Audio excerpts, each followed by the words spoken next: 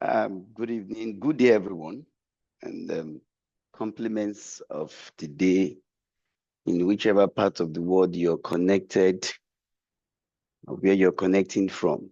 It's glad to have you here. So let's look at data privacy and protection. Data privacy and protection. So let's get into it.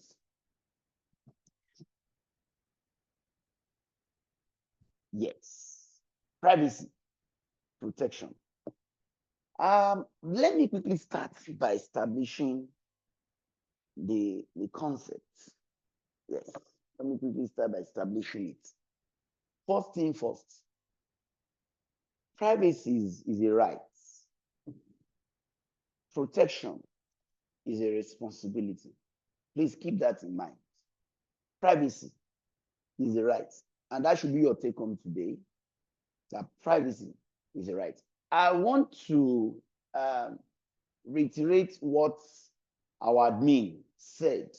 Some of us who joined class late may not have, perhaps, no, you want to know what she said. She said in a word or in a sentence, you should drop a comment in the chat segment expressing your experience so far. This is the 4th day in a 6-day training on mastering cybersecurity essentials. So please, you do well. We want your feedback, your honest feedback. If you are impressed, please go to the chat segment and drop it in one word or in a statement, in a sentence. Please drop your experience so far. If it is otherwise, please go there. We want to use it as a feedback mechanism. So I would appreciate if everyone on this call can go to the chat segment and drop, just express yourself about the journey so far. Okay, so let's get into it. Data privacy and protection. I want to serve you real good. So the journey starts. Privacy is a right. Right is only owned by what? By humans. Protection is a responsibility. What should be done? Now, in this light, protection is a corporate responsibility. Privacy is a personal what? Individual rights. Now, when you hear the word rights, you know what should come to mind? A law or two or more. You don't have the rights if it is not stated in a law. Yes, you don't have the right if it's not stated in the law. It has to be stated in a law book or in a law statement that this is your rights. Your right to be protected, your right to be served, or your right to have your reward given to you as at when due. You know, rights are law-based. In the light of data privacy and protection, both are driven by law. That is, there is a law or two or more, a regulation or a standard that mandates and necessitates an organization to provide necessary security over customer or client data in their custody. For instance, the banking sector. The banking sector and the telecom industry are one of the most regulated industries in the world. You know why? They accommodate tons of data. That should this data fall into the wrong hands, your guess is as good as mine. The right of an individual to control their personal data is what we call privacy.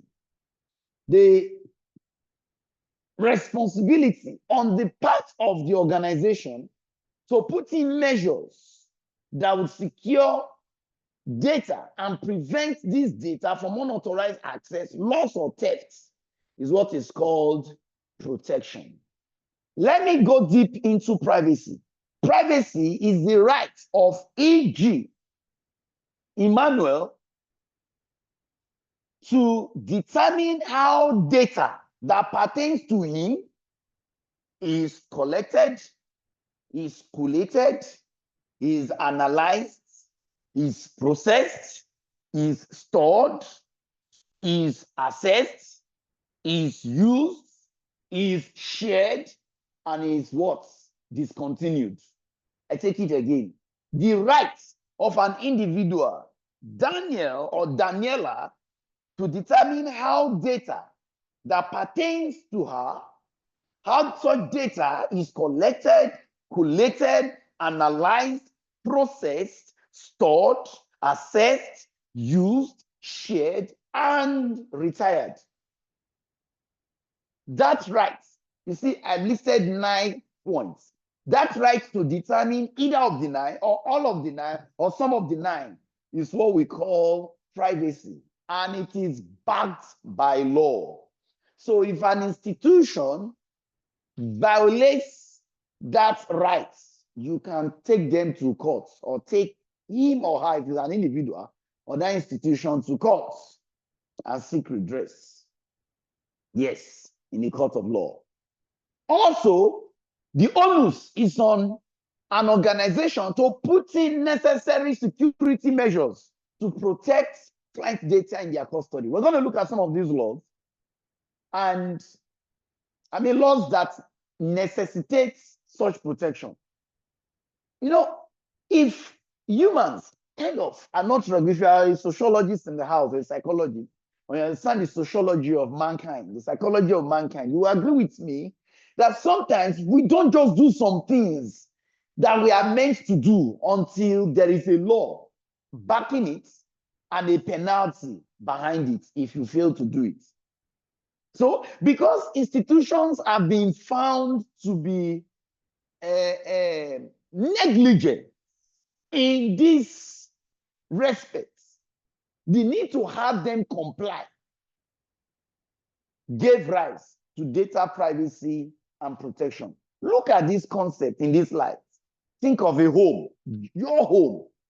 Privacy is your right to decide who comes into your home and what they do with your property or your belongings. Protection is the lock, the responsibility on you to provide a lock and access control over entry points in your home or over your belongings inside your home. Please look at it in this light. Determining who comes to the home is what? Is your right. But protecting your belongings in the home is your responsibility. Do you get that? So, as a customer, what the organization does to my account or the data that attributes to me is my right. So I want to know. That is why I can walk into an organization and request.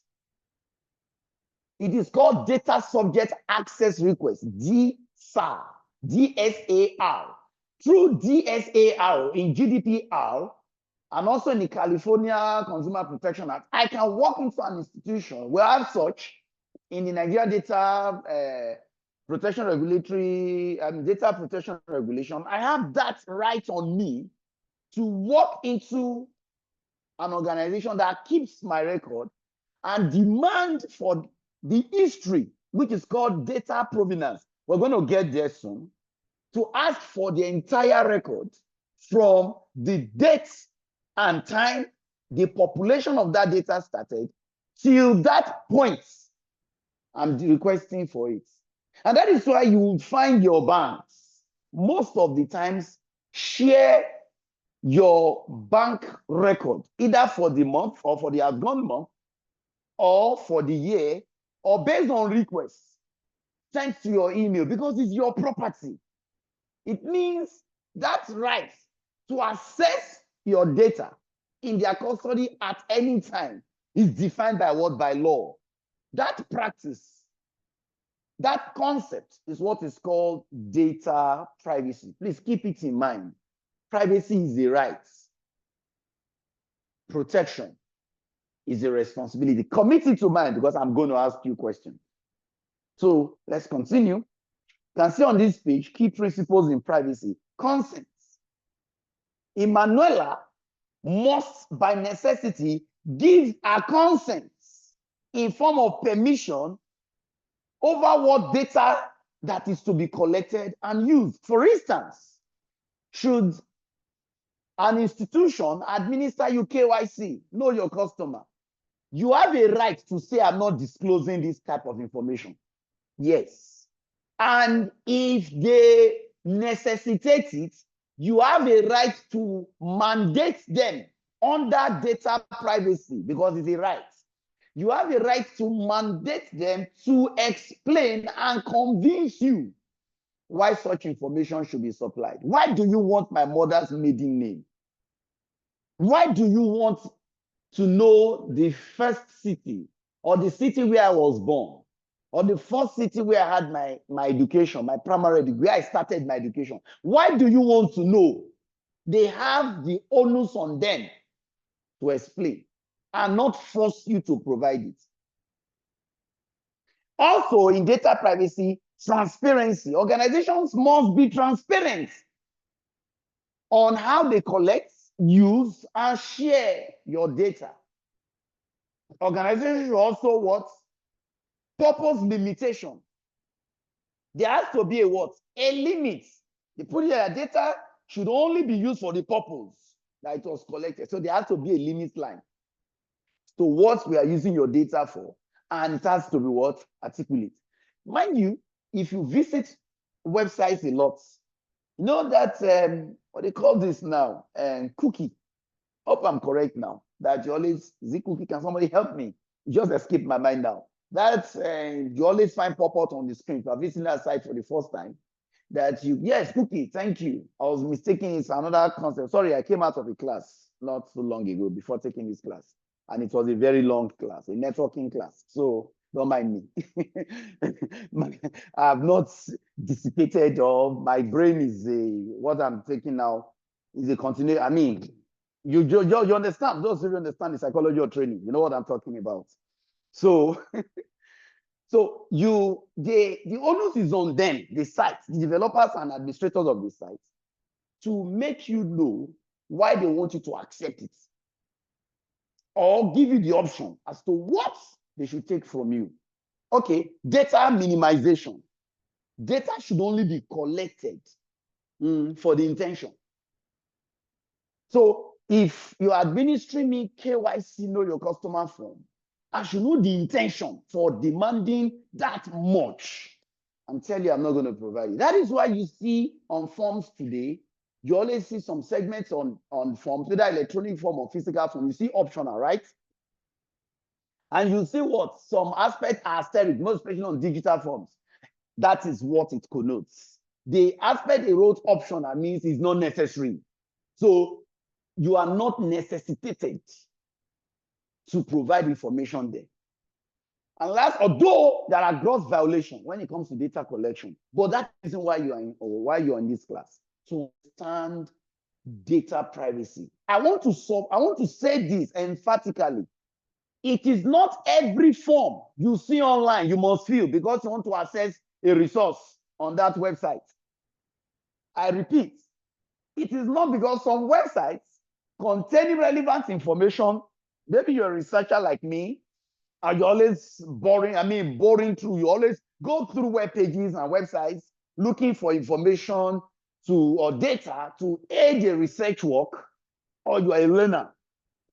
And some of these sites where you find relevant information, maybe in form of PDF or even HTML format, will want you to fill a form or create an account. And as you are filling the form, you get this prompt like, access to this, access to that, or they are even asking you some information and you think, is it not just to access your site? And after all, whatever you put on the site is in the public forum. So I should be able to access it without necessarily creating an account. Fine. For certain reasons, they ask you to create an account. They are not violating nothing. But what they're asking for while filling the form, you got to be very careful because you're supplying your data. And don't forget, data is the currency of this age. So if you supply them your data, they might merchandise it. Data protection focuses on three things: confidentiality, integrity, and availability. I'm not going to stay long on this. You already know that, right? Confidentiality addresses access, integrity addresses modification, and what? Availability addresses usage. Now, this is the difference between privacy and security. You may want to say that, Ade, what do you mean by privacy and security? You were talking about privacy and protection. I want to shed light on this. I would like to start from this slide before I take you back to the difference or the differences between them. In some texts or in some authorship, some authors claim that protection is the oversight function. There is an oversight function. That security and privacy are elements or responsibilities within that function. I take it again. Some authors claim that, or in some texts you read, that protection is a responsibility or under the guise of what is called protected usable data. It's a bit technical, but I'm not going to go into that technicality. Some say data protection is a function. So you should have some skill sets to carry out that function. Some other authors claim that it comes under the guise or aegis of protected usable data. Like I said earlier, a moment ago, that it is in-depth. That within the concept of protected usable data, which is defined by data protection, you now have security and privacy. That security is the responsibility. For instance, what Funsho, sorry, now that you can shorten my name as Funsho, don't mind me. What I said here, as I displayed here under data protection as the technical and organizational measures. Mind you, I said protection is a responsibility, privacy is a right, right? Okay. In this top line, they now put it in this form that responsibility I call protection is called data security. That privacy still remains as a right. Okay, so get it. The claims are under security under the guise of what? Protected usable data, PUD. That security is how does these policies get enforced? What are the policies?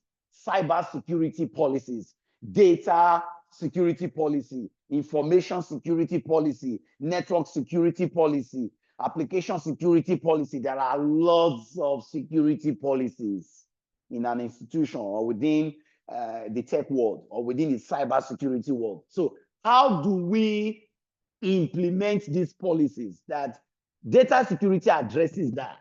What are these policies? The policy will define what? Encryption, data network security, access control, what we call data leak prevention, and a cloud access a security board as a DLP, CSB, and for privacy, discovery classification. I told you, I said this concept is broad. Please, you do well. Enroll for data privacy and protection analyst program. I assure you, you will be well said. I assure you, you will be given doses of this concept, and not just in concept form, in knowledge form, you will be given in laboratory form. That is, there will be hands-on, there will be what? Practical, simulated environment. That is, we would simulate instances, organizations, where we will be able to translate these concepts into operations. So you do well by enrolling. We got security here, the difference, block all external unknown links embedded into email.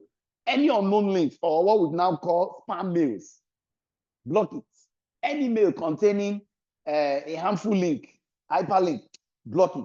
That's security. But for privacy, filter website links to only visit those that have data use agreement where I explicitly consent. Do you see this as consent? That is, I, Funsho, by rights, I'm asking that there should be a filter so that whoever comes or visits the site can only, to being able to access my data, they'll have to be giving what?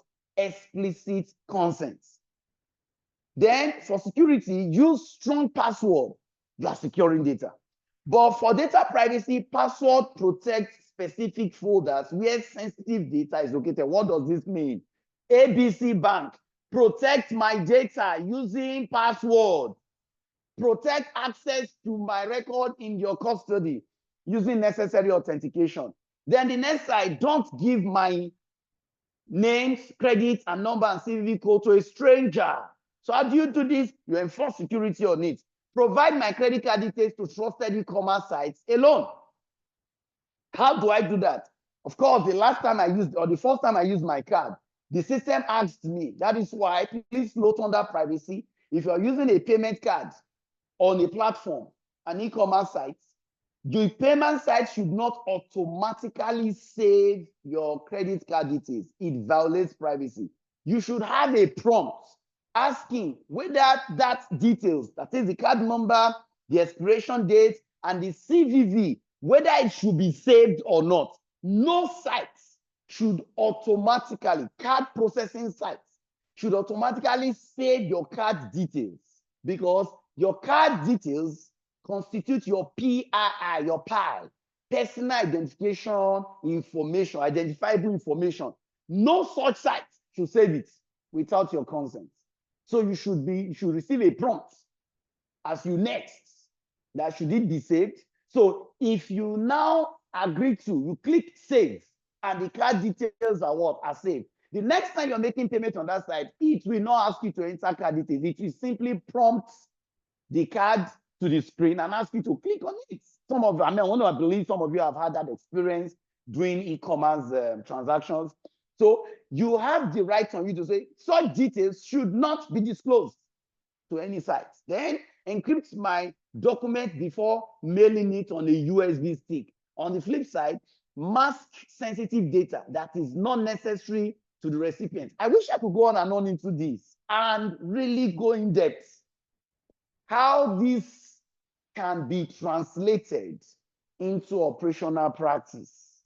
Apply two-factor authentication, apply two-factor. You can see that on the screen.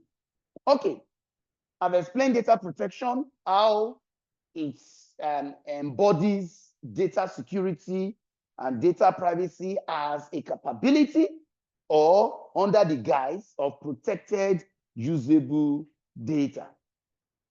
Why do we have to implement, or what was the need for data protection and data privacy? For the purpose of trust. So, business, not just today's business, business is built on trust. First thing first, business builds relationship. And relationship, whether business relationship or casual relationship or, that form of relationship, is what? Defined by trust. So one of the reasons for enforcing privacy and implementing security or protection is to be able to guarantee trust. 2, legal compliance, so that the institution can be seen to be in compliance with a statute, a regulation, or a standard. Also, security-wise, so the organization can implement security necessarily.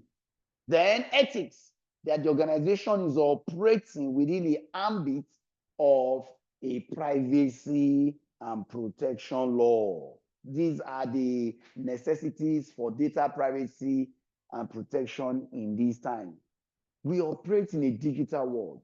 Our lives, our corporate lives, as corporate entities, are almost inseparable from the digital world. As a matter of fact, technology drives today's business, and we all know technology as a resource has its own vulnerabilities. If not properly addressed, can be exploited by what? By threat actors and threat agents. As a result, the need to enforce data protection and rights over one's data has come to stay. Key concept in protection and privacy. Number one, data subject. You, me, we are the data subjects. Oh, do you have an account with a bank? Yes, you do. You are a data subject. Do you have a driver's license? Yes, you do. Do you have an international passport? Oh, you do. Oh, did you go through a tertiary institution and you have a matric number? Come on. That's the identity of your record with that institution. Your matric number, your driver's license number, your passport number, so on, your voter's card number, and so on and so forth. That defines you as a data subject. You as a data subject, you are that entity, that individual who has a record on which data protection should be enforced and to which you have a what? A right. Two, data subject rights. That's your rights. Your right to control how this data, remember the 9 things I listed? The rights you have over how data about you is collected, collated, analyzed, processed, stored, used, stored, accessed, used, shared, and what? Retired or destroyed. Your rights is what we call data subject rights. Data control and data processor. I want to take both.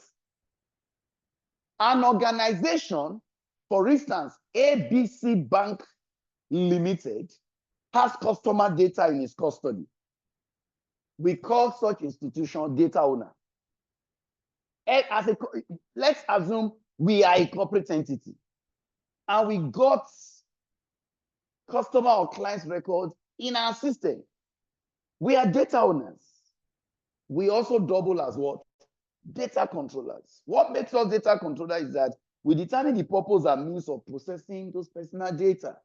In fact, one of the key responsibilities of the data controller is to ensure his institution or institution complies with existing data privacy and data protection laws. For instance, the onus is on organization XYZ to ensure that they comply with GDPR. Oh no, with PIPEDA. Oh no, with any of such laws, NDPR, as the case might be.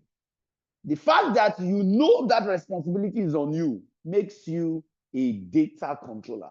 Now, on the flip side, Funsho is responsible for handling or processing data on your behalf, e.g. card processors.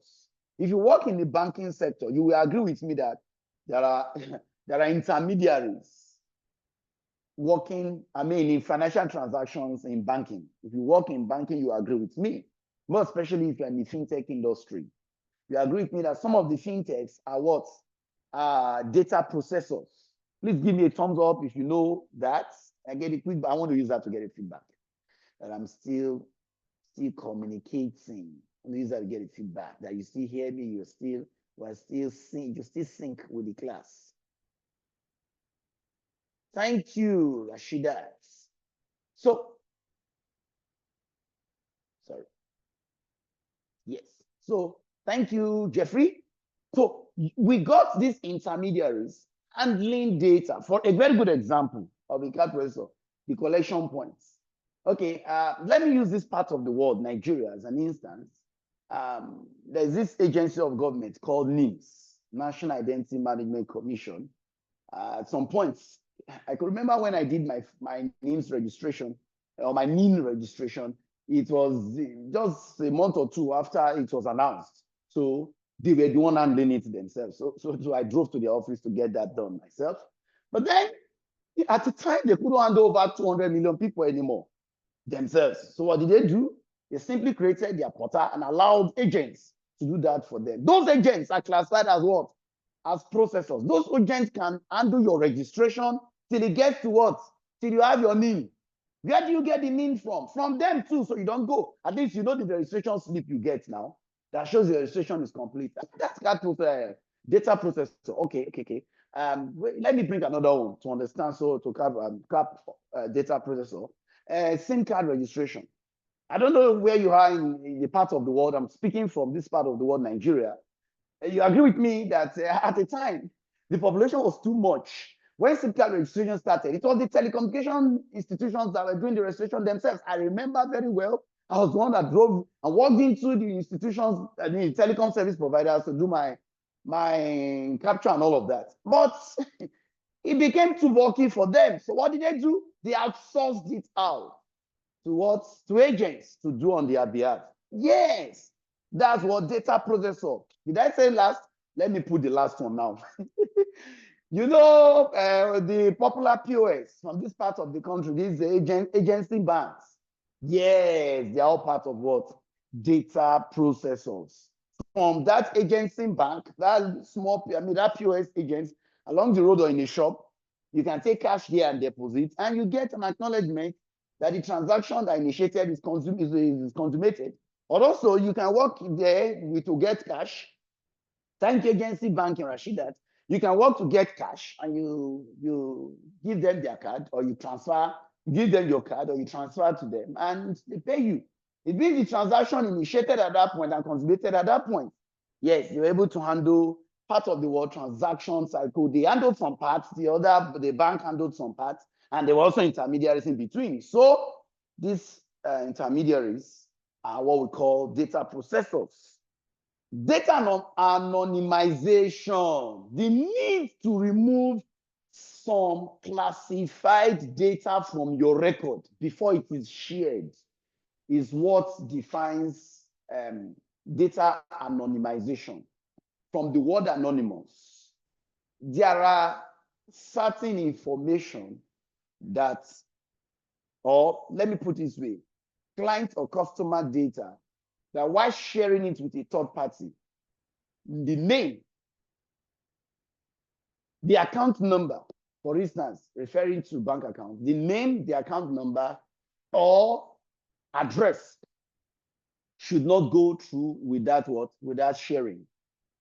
That practice, what we call anonymization. You filter the information, certain information out. So not every detail in the record is going out. That practice what we call anonymization. Then data provenance. This is a documentation of a record from its origin through its entire life cycle. If that data is still active or that record is still active, for instance, you initiate a transaction on your bank app, it is the practice of provenance, data provenance, to keep the record of that transaction from the point of initiation to the point of consummation. We call this, under data privacy and protection, data provenance. Okay, let's look at your rights. Quickly look at your rights. Sorry, the list is quite long. I might not be able to look at everything in depth or just touch them on the surface, but just look at your rights. Just let's capture it quickly. You got the right of access. Yes, Funsho's got the right of access. Individuals can request access. This right of access comes under the guise, under GDPR. It's called DSAR, Data Subject Access Request. It is under that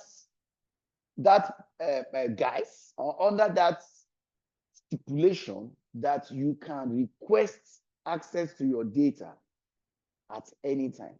Yes, you can call on Facebook or Google or any of these tech companies accommodating your records and data that you want so and so. You have the right to demand for it, and you should never be denied. It's a right. It's backed up by law. Right to be informed. Hello, what are you doing with my data? How did you collect it? Who do you share it with? Hello, election body. Can you please share with me what you've done with my data so far in the last 12 months? No, okay, no. ABC Bank. I want to know what you have the rights. What they've done with your data in the last 12 months. They use it for advert purpose? They share with any entity? What the third, oh, do they have third parties who are card processors? Okay, what have they done so far with it? Can you please give me an audit report or an assessment report? Rights to rectification. if an individual's personal data is inaccurate or incomplete, they have the right to request for correction. No, that's not my name. That's not the spelling. That's the wrong spelling. That is what is happening in what? NIMC now, National Identity Management Commission, that you can now on their portal initiate what? A change of name. If you feel your name was wrongly spelled, or I'm married now, or I did a change of name and I want it to bear this identity going forward, is a right. The right to erasure. Look, I don't want to deal with your bank again. You know what? As a matter of fact, what do you call this thing in banking? I want to close my accounts. And I don't want it to be known again that I ever did business with you. Right of erasure, right to be forgotten, the right to restrict processing. Can you please freeze my accounts? Why should we freeze your account? I want it frozen. That's the right. I hope you're getting it. Yes. And then they can't tell you that it's our system. We choose to freeze it. No, it's the right. Then the right to data portability. In what format do you want your data? It is going to be shared in what format? If you are requesting for it in what format? Then the right to objects. You can object to the processing of your personal data in certain situations. Then right to not be subject to automated decision making. No matter what you want to do, you can't decide on my behalf. What to do with my record, I decide. The right to withdraw consent. That is what you exercise on cookies when you reject cookies on websites. You would agree with me that even when you reject cookies, are you denied access to that site? Some sites do anyway. When you reject cookies, they deny you full access to the site. Some other sites will deny you access beyond that page. Some of you will agree with me that you've had that experience if you reject cookies. For some, because it's your rights. If you reject their cookies, what happens? You continue. Yes, but you have the right to either consent or reject. Okay. We also have right to lodge a complaint. If you are dissatisfied, if you feel you found your personal information in use somewhere, for instance, on a billboard, yes, in an advert, I'm like, come on, this information I know is with this institution. How come I find something related to it? Maybe used indirectly. You have the right to lodge a complaint. Let's see data types under privacy. The types of data, number one part, personally identifiable information. There are data that can be used to identify you, like your name, date of birth, contact information, your social security number, your driver's license, your financial information, like your credit card number. Those such identities that if entered into the system can call out your entire what? Record. That's what we call PI. Then we got sensitive personal information like sex. You know, online, you may not want to disclose your sex. You know, we now have persons like people call themselves binary and you know those funny names people call themselves. Of course, they have the right. You don't. Please note, I need to say this for the purpose of the law. Should anybody come outside to disclose any identity other than male or female, it is their right. You have no right to frown or express an unusual dismay or an unusual look on you. You have no right. So should anyone come outside and disclose, somebody should please mute their device. Please, thank you. You have no rights. Someone comes out and to say, I'm an atheist, and because you are religiously pious, then you now look at the individual with this strange look. You have violated the privacy of that individual. And to protect them is the reason why some organizations or on some websites, as you fill the form, you can choose not to disclose your sex, sexual identity, or your religion, or your tribe, or I hope you're getting me. They are called sensitive personal information, SPI. Your medical record. For instance, you got a medical condition. People got HIV, and they know, should they disclose it? Somebody will scream. Some people, see it's strange. I hope you're getting it. But remember the days of Ebola or COVID-19. You know, the way people would like to hide away from or avoiding. So you have the right to what? To not disclose it. Such information are said to be sensitive. Health record, biometric data, health status. For instance, your fingerprints, they are called sensitive, like you see here, personal info. Please note, PI, personally identifiable information, is a type of data, it's a data type under data privacy that you have rights over. Sensitive personal information is one of such. Then we got health data. Talked about this, such as individuals' health, medical conditions, and so on. Then we have data states. Data at rest and data in transit. They are also data types over which you can exercise data privacy rights, or that requires data privacy enforcement. Data at rest, sometimes called physical data. Though data in all its states is logical. There's nothing like, we just use it in local parlance, in the world of tech, to say physical data, when data is in a state of rest.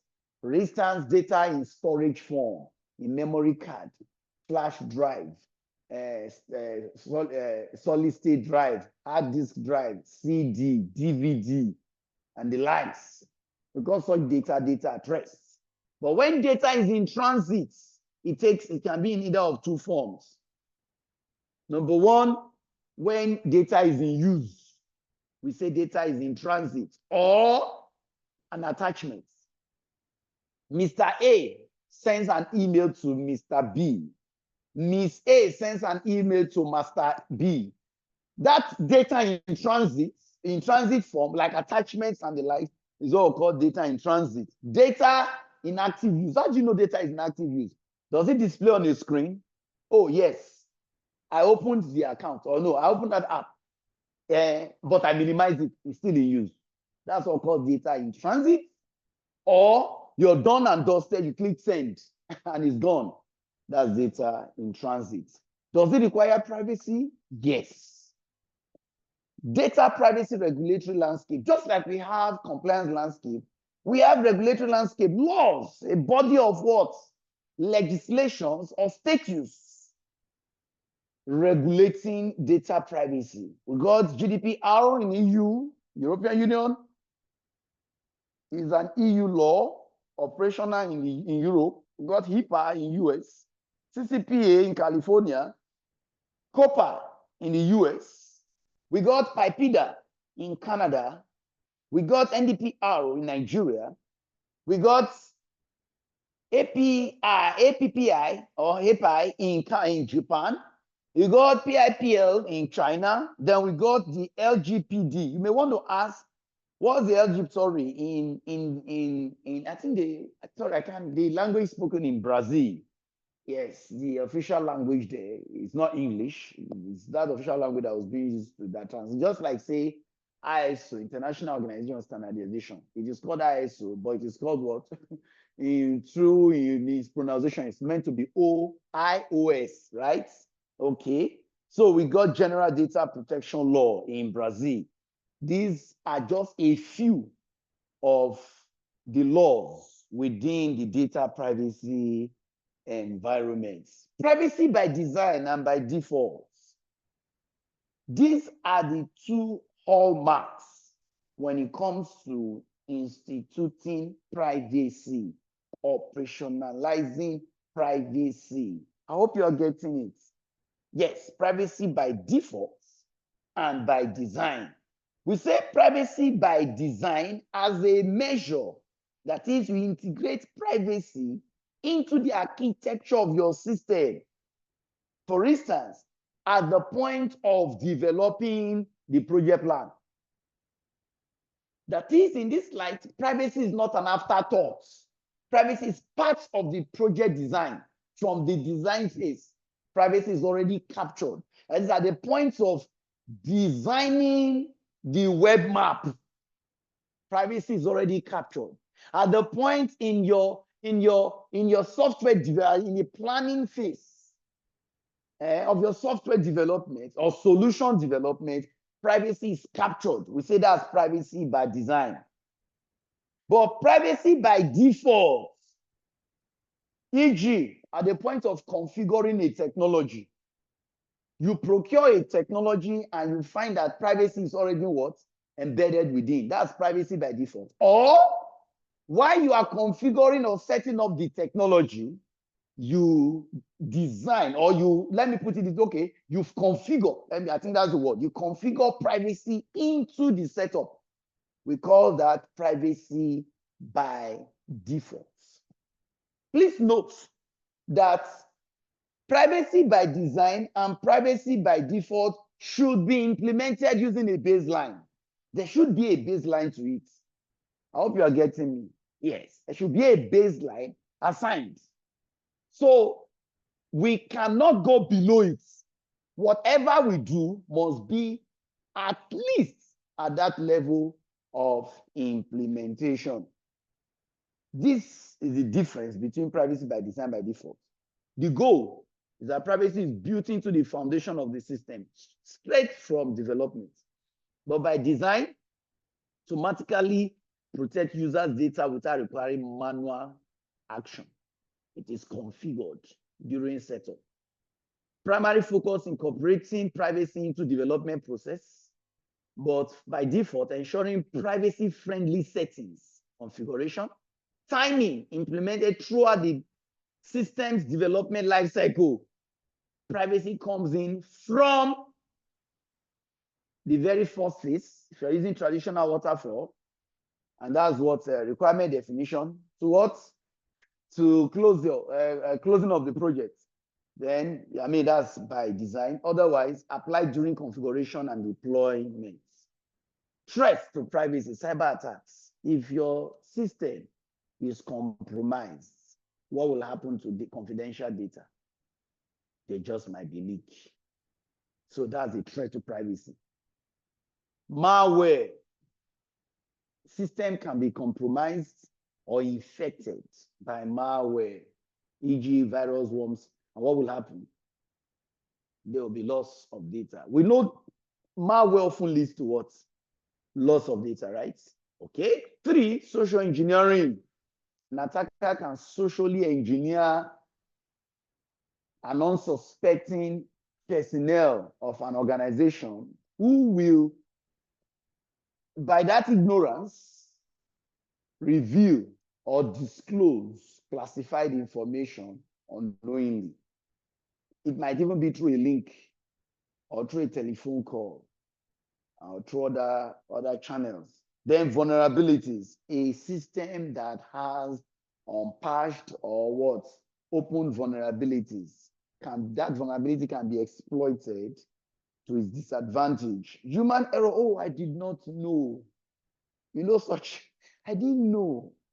Oh, you didn't know, but the deed is already done. These are threats, insider threats. A personnel who knows, but uses that knowledge against the institution that engages in. Third-party threats.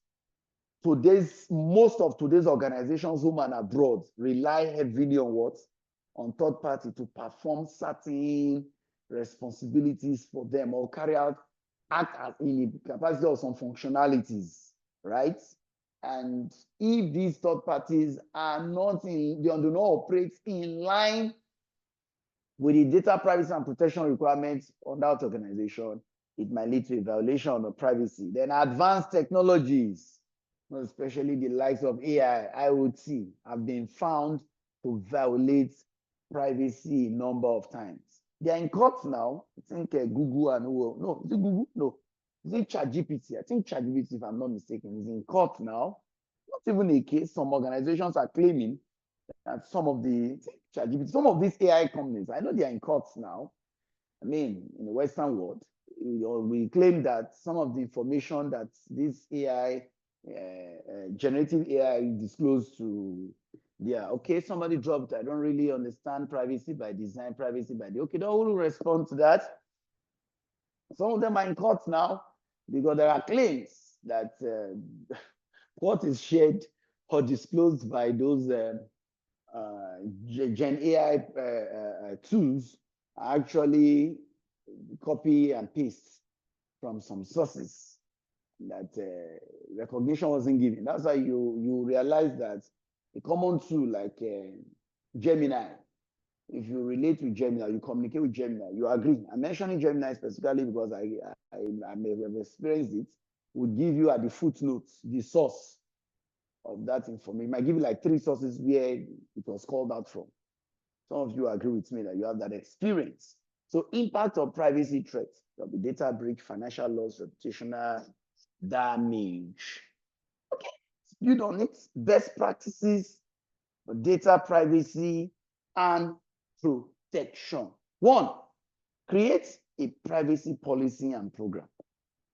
If you want to implement data privacy as required by the law, you must domesticate it through a policy.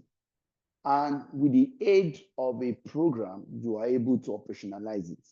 2, implement strong security measures, the likes of authentication and authorization that would address access. Encryption too would protect and address access. Firewalls would deny unauthorized entry, attempted entry into our network, and also unauthorized what? Data leaving the network in form of attachments. It will be denied using what we call inbound and outbound rules. Okay, access control are also part of the security measures that organizations can implement on their digital systems in order to, their network systems, in order to protect and enforce data privacy and protection, conduct regular audits. This is called data privacy audits. The same vein for compliance. There's needs for compliance audits, just as we have here data privacy audits. This will help to identify areas of what? Vulnerabilities, non-compliance with privacy laws, privacy rules, privacy policies, and procedures. Train your manpower so they understand, just that you're going through this training. In fact, most organizations who are aware of this training should have mandated their personnel. If you are here, I want to quickly say this. If you are a process owner or a superior at work, and you have training opportunity like this, mandate it for all your personnel to register, to enroll. You're not paying for it. Do not be selfish with it. I hope that is noted. It's not late to ask your personnel to join. We still have 2 classes left. And they will still get 1 or 2 things. Definitely you'll get some things. Please, it's just my piece of advice to you. Whenever you have trainings like this, do not be the only one to participate. You know what? A chain is as strong as its weakest point. By joining this class, you are strengthening your skills. You're strengthening your skills through knowledge. You're acquiring professional knowledge in this light. Do not forget that you are an interlock in a chain. That personnel who is not acquiring this kind of knowledge definitely will not be on the same scale or proficiency with you. That in itself is a vulnerability. Every interlock in a chain should be strong. If there are 20 interlocks in a chain and 19 are strong, 1 is weak, that 1 weak interlock is equal in strength to the 19. So while you pull the entire chain, the weak, what will happen? Or let me not call it the strength of that weak point because it's the vulnerability. The weak interlock has the same degree to cause harm as the 19 strong interlock having the same degree to be what? For protection. That is why a chain, no matter the number of interlocks, is as strong as its weakest points. You do well by asking everybody you know around you that you work together as a team. They might not necessarily be your subordinate, you might not be the superior, but as a player in a team, you do well by telling those around you, as a free training, why don't you participate? Just 2 hours. You will gain something and you can also ask questions. Respond to data breaches. It's another very good practice in data privacy and protection. What do we call this? Incident management or incident response plan. The institution should have an incident management plan that will be strategic and can be invoked or activated when a case of data protection violation occurs. Data life cycle. Data has a cycle from when it is collected to when it is retired or destroyed. The first point in data, we talked about, okay, can somebody quickly tell me? We have data life cycle. A record of data life cycle is called what? Somebody should quickly go to the chat segment and drop it there. A record of data life cycle is called what? Go to the chat segment and drop a note, the answer there. A record of data life cycle is called what? I've taught you. I just asked the question another light. Okay, you do well by data, not data protection, not data minimization. A record of data. I just took the question another form. A record of data life cycle is called what? Not retention, not processing. Come on, just a few slides away. Data life management, not so. Yes, there is a record that can spell out the life cycle of data. It's called what? Data provenance. Do you remember? Data provenance. Okay, let's go ahead and look at more thoughts here. Okay, so there will be data provenance about the life cycle of data from creation. That is where data is generated or created. How do you generate data? By using customer form like KYC, record account creation. Then a developer also creates a source code. Data starts from there. You compose or you create a letter. You initiate a transaction. Okay, you're in the process of creating an account. Data after creation should be stored. And after storage can be used. You can call it up for use and you can share it at some given point. You can share it in a database. You can put it in a database for sharing or what we call SharePoint server. You can even upload it on the website and keep it open. Okay, you can also archive data. This is long-term storage. Archival system is designed when that data is still in use, but not in everyday operational use. Okay, the last do there is called destruction. When data has completed its relevance, when its relevance has been exhausted and may not be in use anymore, what do? We retire such data. This is data lifecycle management. It's within data privacy and data protection. I had to take that on the surface. Our data privacy and protection analyst program takes all of these in details and much more, much more. You may need to visit our sites to go read through or get informed about the program outline of that course or that program, data privacy and protection analyst, cybersecurity data privacy and protection analyst. Please, you do well by visiting Ski2 Pro Academy and you'll find it under our courses. In managing data, across its life cycle. Within the cycle, you find from collection, which is creation, access, usage, storage, transfer, and delete or destruction. That should be deletion, not deletion.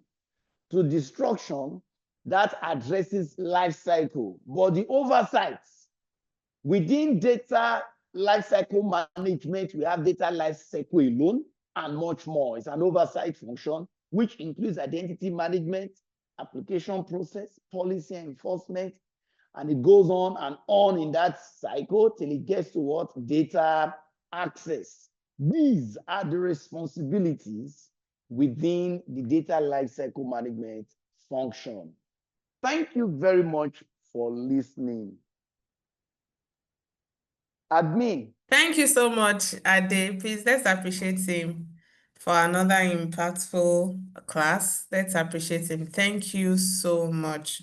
And thanks to you too, all attendees and participants, for your patience and for your interaction during the class. That was awesome. So without taking much of our time, we are going to the segment for questions and answer now.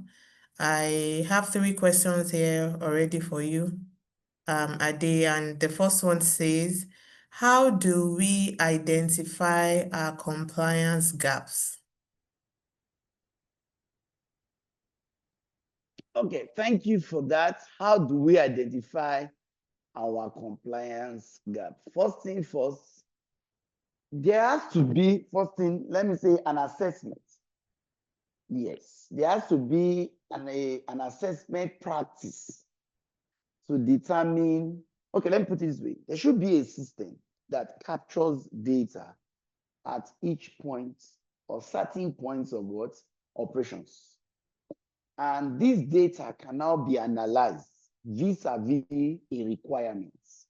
As you analyze this data vis-a-vis compliance requirements, you can identify gap. That's one.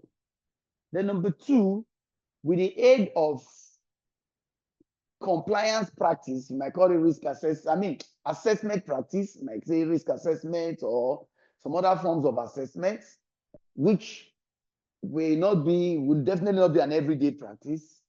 You can, through that assessment, determine or ascertain compliance gap. Because first thing first, in assessment, there will definitely be a stipulation.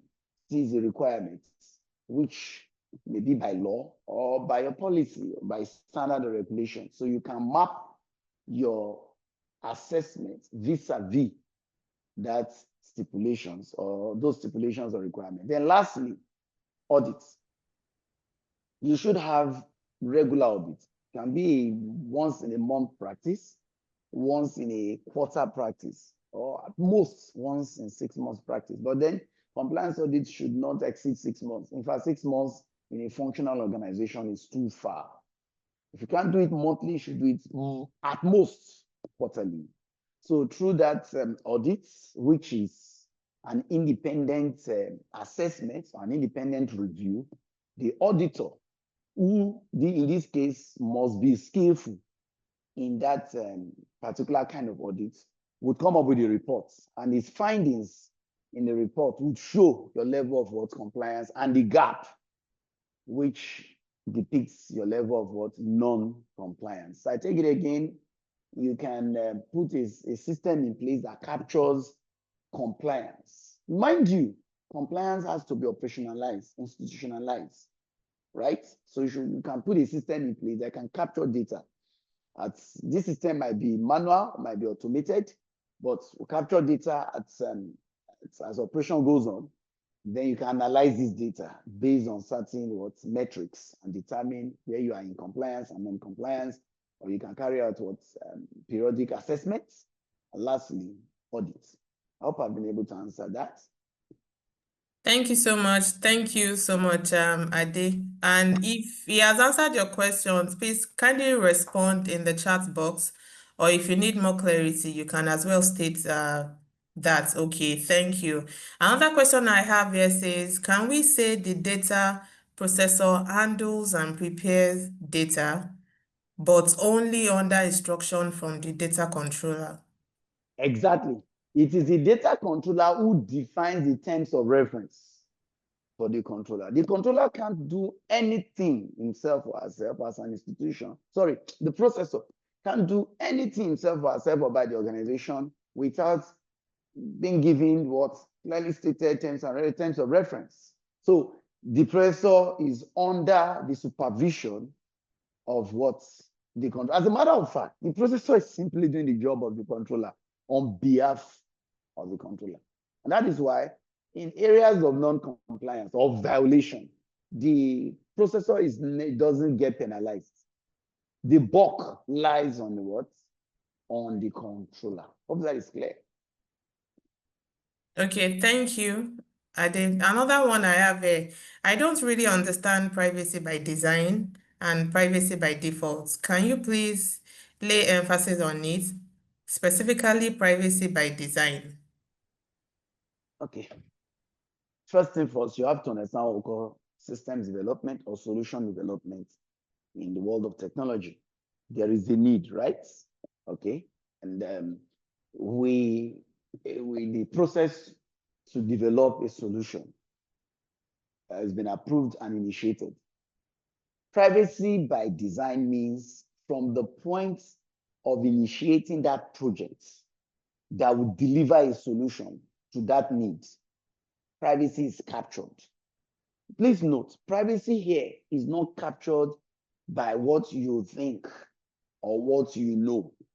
It must be incorporated into that project based on an existing law on privacy, standard on privacy, framework on privacy, or what? Excuse me, a statute on privacy. For instance, you may want to refer to NIST's data privacy framework. You may want to refer to ISO 277, is it 731 or 73 something? I can't remember that standard, that substandard specifically. There is a substandard within the ISO 27000 that defines privacy practice, privacy implementation, privacy design. So if privacy must be part of your solution, you should reference a framework or a standard, or if you have a law regulating privacy practice and privacy protection in your organization, in your domain, in your environment, refer to that law. The law will be emphatic or specific on the requirements. So what you do in privacy by design, you simply capture those requirements into the design of that solution. That's what we call privacy by design. But privacy by default is the privacy measures you put into your technology at the point of configuration. For instance, in privacy by design, you are developing a website and you know what your law says. For instance, Nigeria Data Protection Regulation. Let's say you are developing a site here in Nigeria.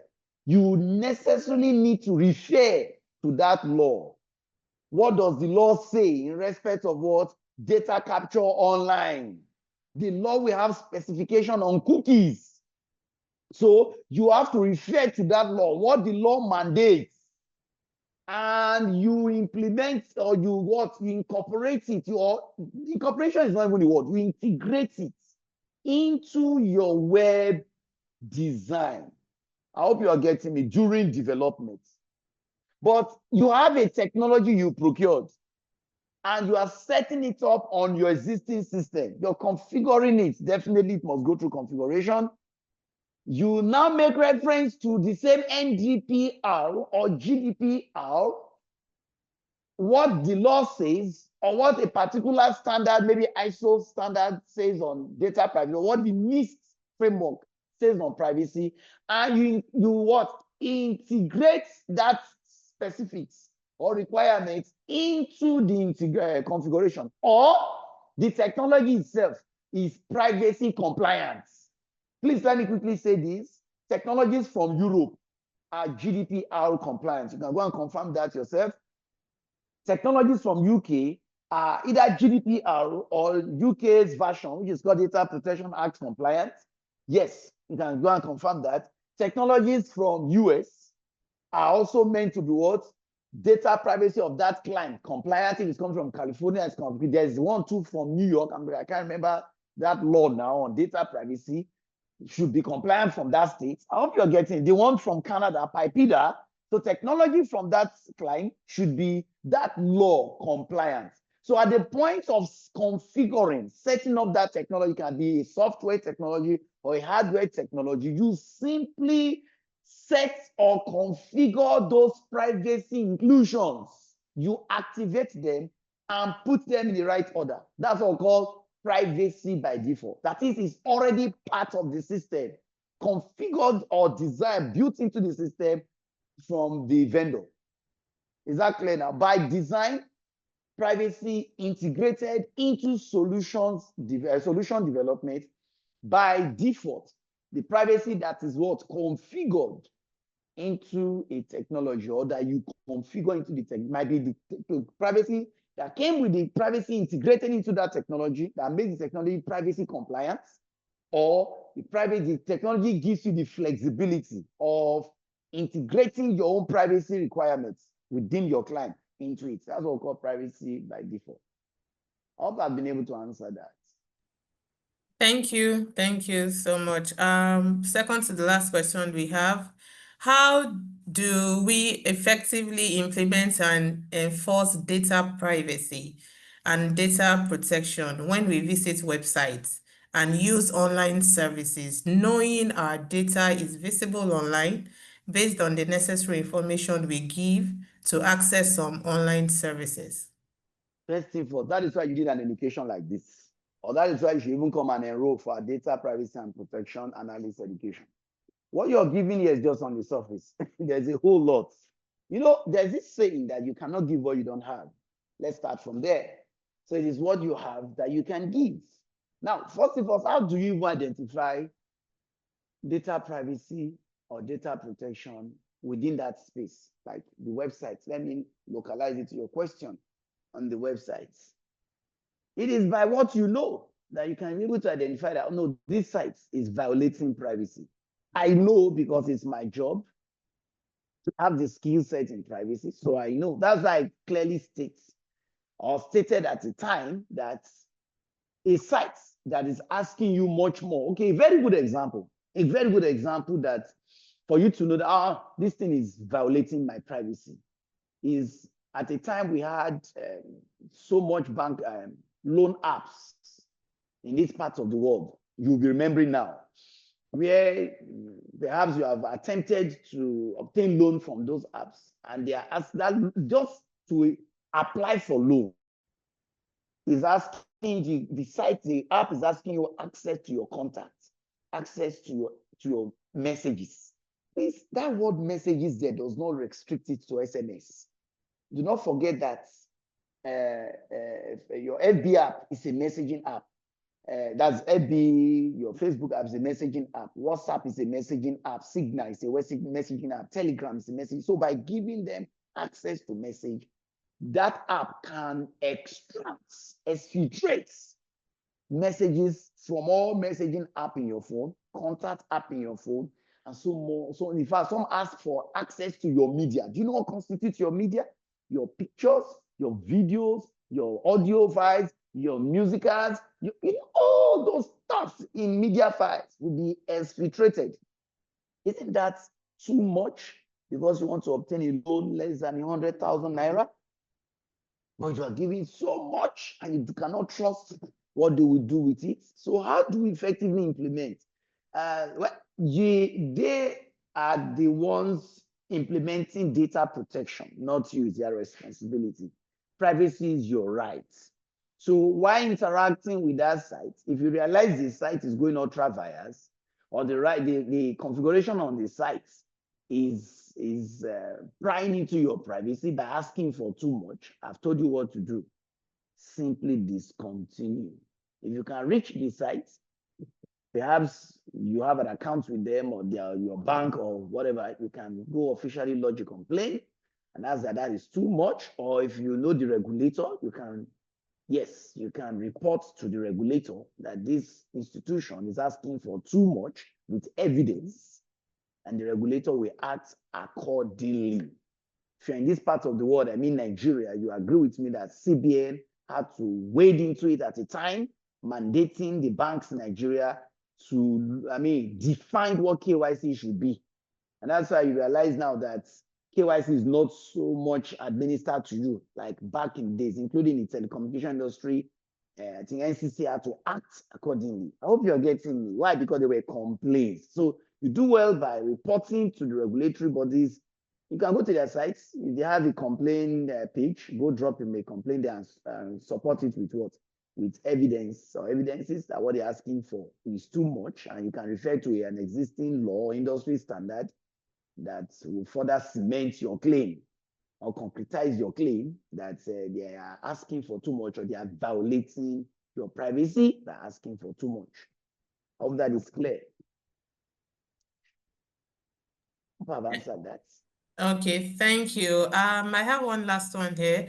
What are the technical methods of ensuring data protection, both data at rest and data in transit? How effective are they? What are the technical methods? I think we've seen some of them to enforce data. Mind you, please, do not mix both. Privacy is different from protection. Protection is a responsibility. So maybe the question is really on protection. Access control is one of the ways to what? To protect or to ensure data protection within. Let's personalize it.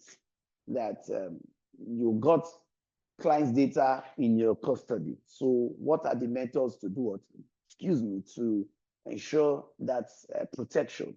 Access control, ensuring that both within and without, users from within and users without cannot easily access the storage. Just so you enforce access control. And then also, that's at your part. You can also necessitate on the part of the user two-factor authentication or multi-factor authentication. In fact, there are some organizations that do not leave two-factor, multi-factor authentication optional. You get in like our social media platforms that left it optional, though you got prompts at some times. For those of you whose account has been overtaken, you understand, you got prompt at some time that you should implement your activate two-factor authentication, but you did not. But some institutions mandate it, most especially bank apps. You just, at the point of creation, the point of software updates, you just must, activate or provide necessary data for two-factor authentication. So that's one of the methods on the user parts. Then from your part, you got encryption. You can ensure that between the mobile app and your server, on-prem or in the cloud, that the communication path is encrypted. So as the data is transversing that link, it is encrypted. So if there is an attempted man-in-the-middle attack, it will be foiled because the man-in-the-middle, the hacker will not be able to pry into such data because it's been encrypted.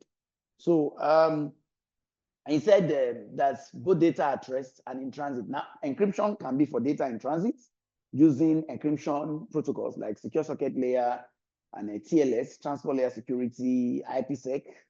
IPsec works both in transport and tunnel mode. So IPsec is not limited to VPN alone. No, you can also implement IPsec. Most IPsec in tunnel mode is only for VPN, but IPsec in transport mode is both for VPN and non-VPN traffic. See, the question you ask is a bit technical. So that's why I'm answering it technically too. So you can implement that level of security. But please, I like to cap it up here that if you are in that shoe, please don't try to do this yourself. If you do not have the skill sets, outsource it. That's one of the drawbacks with most organizations who eventually get compromised. They try to use internal manpower. We have IT guys now. Maybe Fusho is there. Hey, Fusho, go and do it.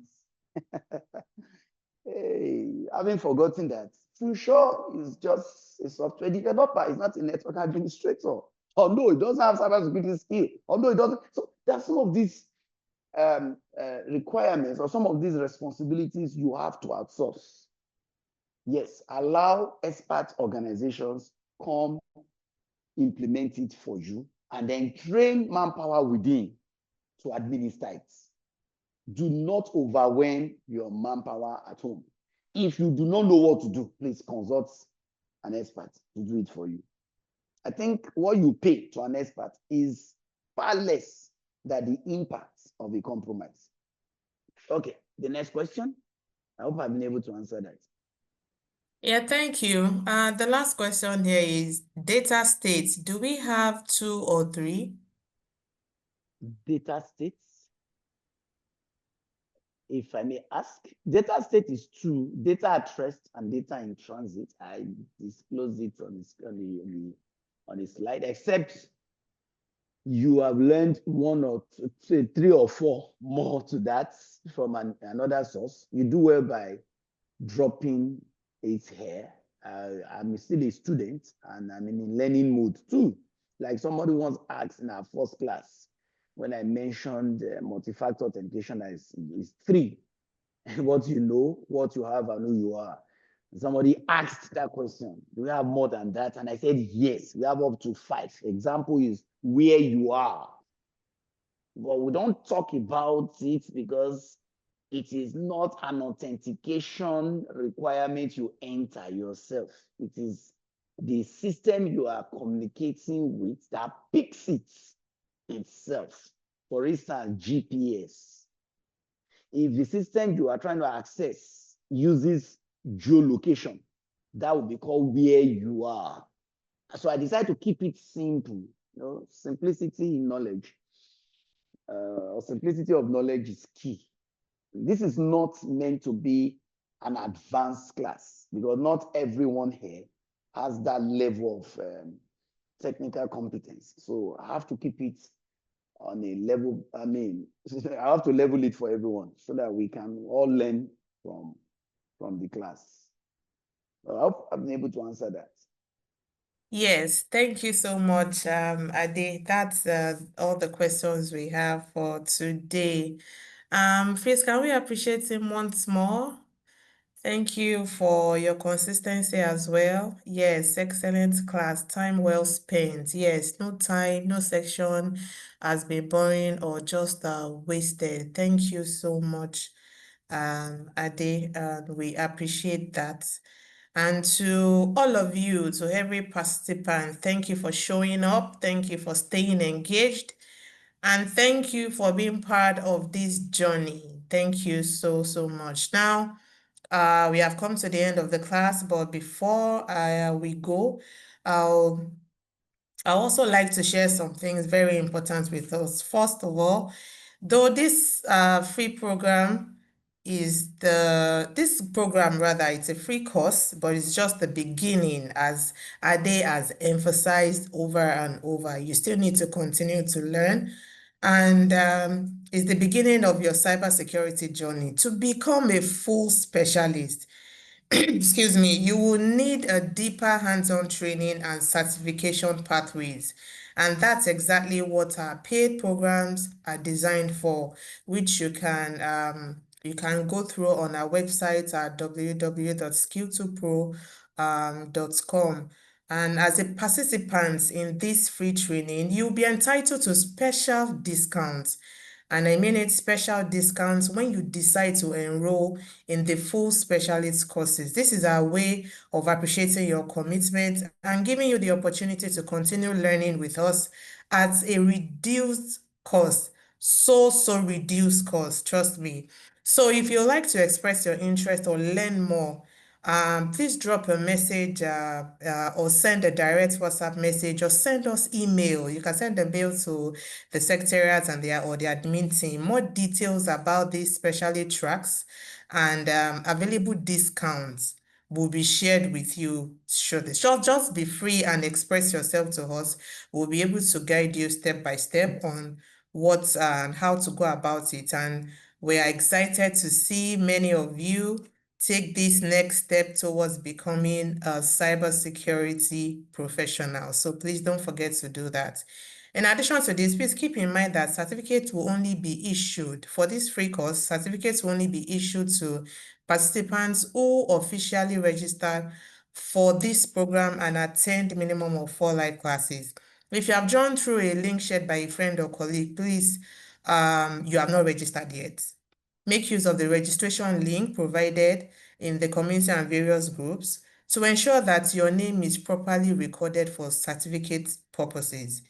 And if we have any participants, because I've seen questions about how do we get previous classes, if you have anyone who missed any part of today's session or previous classes, the replay will be uploaded to our website via the YouTube. So you need to stay connected with us. You need to join the community. You need to follow us on all our social media platforms so that you can be well updated when they are uploaded. And so also this weekend, because you have quizzes for what you've learned so far, you will gain access to your learning portal where you'll be able to revisit past recordings like you have asked and complete quizzes for each module.